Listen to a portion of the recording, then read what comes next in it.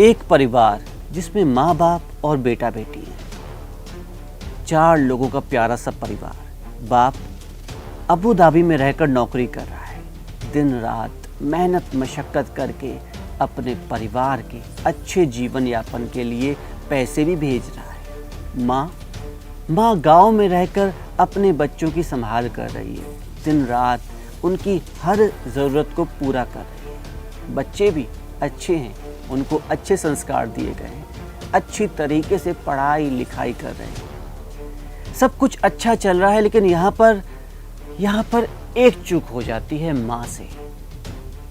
वो बच्चों की अच्छी पढ़ाई लिखाई के लिए, उनके भविष्य को सुधारने के उद्देश्य से उन्हें शहर लेकर आ जाती है। शहर आकर वो एक किराए के मकान में रहने लगती है।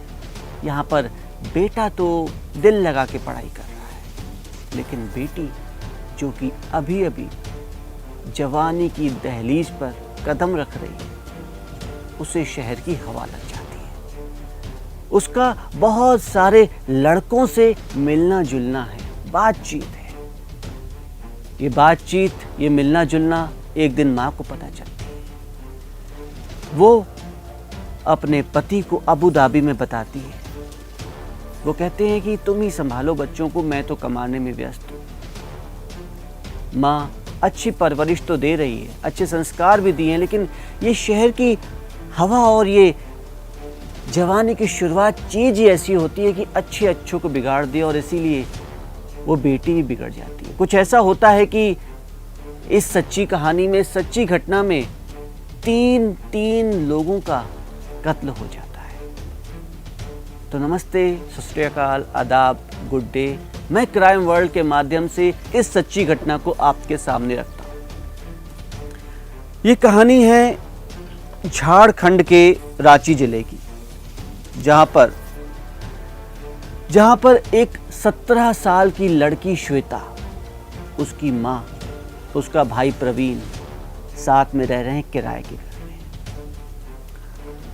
लड़की बहुत सारे लड़कों से मिलती जुलती है, लेकिन एक लड़का जिसका नाम अर्पित है, वो उस लड़की की कमजोरी को पहचान जाता है। कमजोरी यानी कि उसके घर में एक बड़े मेल यानी बुजुर्ग एक आदमी की कमी। वो पहचान जाता है कि इसके घर में अभी सिर्फ माँ है, एक छोटा भाई है, मैं इससे अच्छी तरीके से पटा सकता हूँ। और ऐसा होता भी ऐसा ही है। वो लड़की को अपने चंगुल में फंसा लेता है और धीरे धीरे दोनों करीब आने लगते हैं। इतने करीब जो कि एक नाबालिग बच्चों को नहीं आना चाहिए। इतने करीब जो कि बिना शादी के ये समाज इजाजत नहीं देता है इतनी करीबी की। जी हाँ, शारीरिक संबंध बना लेते हैं। और हैरत अंगेज बात यह है कि वो दोनों शारीरिक संबंध कहीं दूर नहीं बनाते, बल्कि लड़की श्वेता उसकी माँ और उसके भाई की मौजूदगी में बनाते हैं।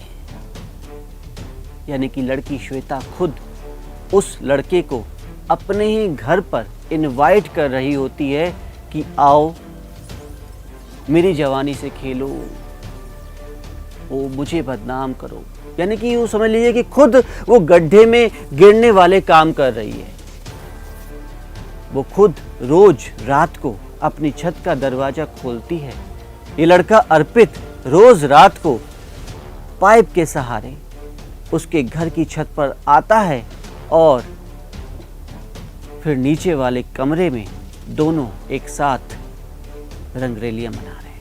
अब तक माँ और उसका भाई दोनों इस बात से पूरी तरीके से अनजान है, क्योंकि ये लड़का आता है रात में कुछ 11 से 12 के बीच में। तब तक श्वेता का छोटा भाई प्रवीण और माँ सो चुकी होती है, और फिर जाता है 3-4 घंटे के शारीरिक संबंध बनाने के बाद लगभग 4 से 5 बजे के बीच तड़के सुबह निकल जाता है छत के ही दरवाजे से। लेकिन एक दिन कुछ पड़ोसी आकर माँ को बताते हैं कि कोई है जो आपके घर पर आपकी छत पर रोज आ रहा है, रोज आ रहा है, वो लड़का है। तो माँ को पहले से ही थोड़ा बहुत शक तो था अपनी बेटी के क्रियाकलापों पर कि कुछ तो ऐसा है जो कि 17 साल की बेटी के पास टू से उसके आप कह सकते हैं शारीरिक बनावट या यूँ कह सकते हैं उसके व्यवहार, उसकी अदाओं में नहीं होना चाहिए। माँ थी, समझ चुकी थी कि कुछ तो है, कोई तो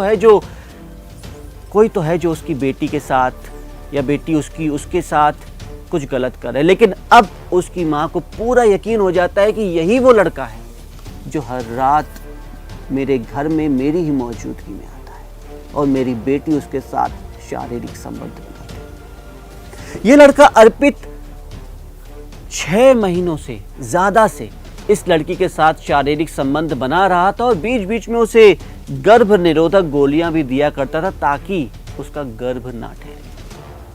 अब साथियों, ये जवानी की हवस कह लें या प्यार कह लें इतना मजबूत था कि लड़की अपनी फैमिली, अपने खानदान की इज्जत को ताक पे रख के ये गलत काम कर रही थी। लेकिन 18 जून की रात मां रात में सोती नहीं क्योंकि उसे लड़की को रंगे हाथों पकड़ना था। रात को लगभग 12-1 बजे के बीच मां को हल्की सी झपकी लग ही गई।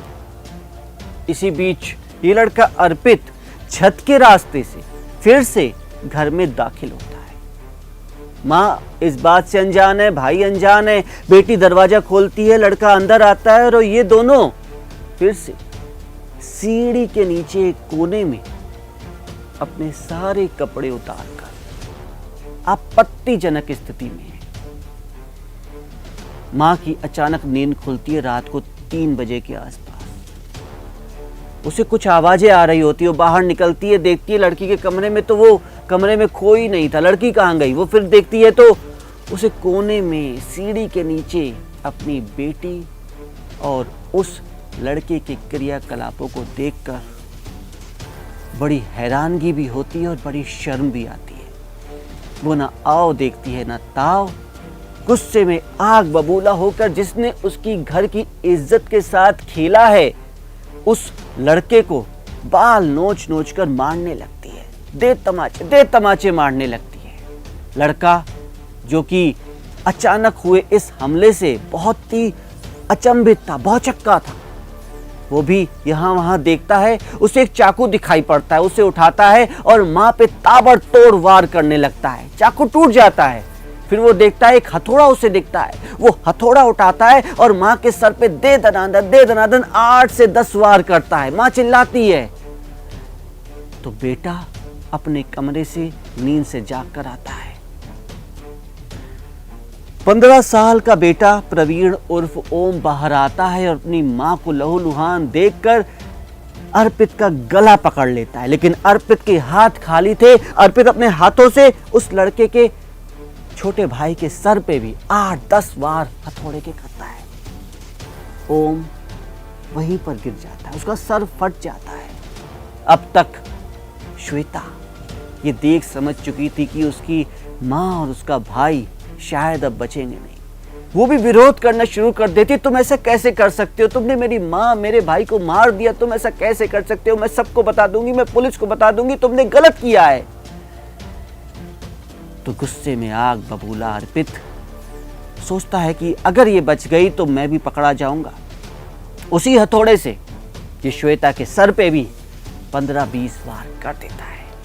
लड़की भी वहीं गिर जाती है। सब कुछ शांत, सब कुछ खत्म।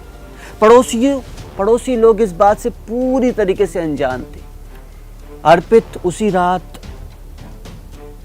दरवाजे से, छत के दरवाजे से भागता है और भागकर रांची छोड़कर वो पहले जाता है विशाखापट्टनम। उसके बाद वो कुछ और शहर होते हुए वापस रांची में पहुंचता है। लेकिन तब तक बहुत देर हो चुकी थी। मां, भाई और बहन तीनों ही मौत के घाट उतर चुके थे। पुलिस ने उसे रांची आने पर पकड़ लिया, लेकिन साथियों यहाँ पर एक गलती, माँ की परवरिश की कमी उस पर भारी पड़ गई, उसके पूरे परिवार पर भारी पड़ गई। बेटे और बेटी के शव, माँ के शव अबू धाबी से बुलाकर बाप को सौंप दिए जाते हैं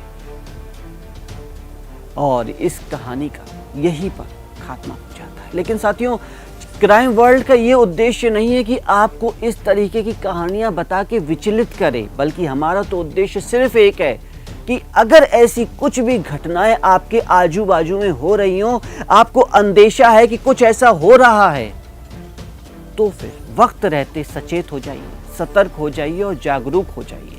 और सबसे पहले किसी भी अपराधी को अपने हाथ से सजा दे, अगर आप अकेले हैं तो अपने हाथ से सजा देने से पहले ये देख लीजिए कि अगर वो अपराधी आप पर वार करेगा तो आपका क्या नुकसान होगा। साथियों, उम्मीद करता हूं आपको ये कहानी पसंद आई होगी। ऐसी ही कुछ घटनाएं जो आपको सचेत करे, समाज में जागरूकता फैलाएं, आपके सामने मैं लेकर आता रहूंगा। इस चैनल को सब्सक्राइब कीजिए, इस कहानी को लाइक कीजिए और अपने दोस्तों, यारों, रिश्तेदारों के साथ इस कहानी को शेयर भी कीजिए, ताकि हर माँ बाप अपने बच्चों की परवरिश में कोई भी कोताही ना बरते। अगली कहानी के साथ फिर से मैं आपके सामने हाजिर होऊंगा। तब तक के लिए अलविदा, नमस्कार।